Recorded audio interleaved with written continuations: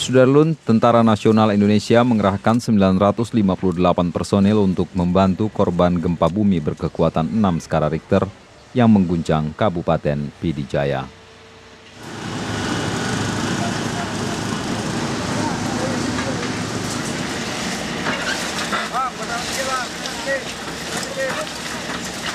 Prajurit tersebut terdiri dari Satuan Tugas atau Satgas Kesehatan berjumlah 218 personil dan personil dari Komando Daerah Militer Iskandar Muda sebanyak 740 personil.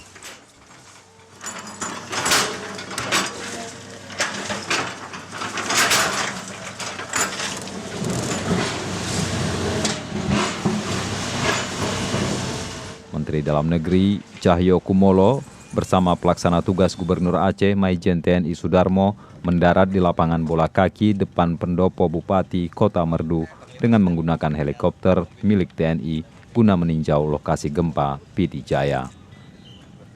Dari Merdu, Hari Mahardika, Serambi On TV.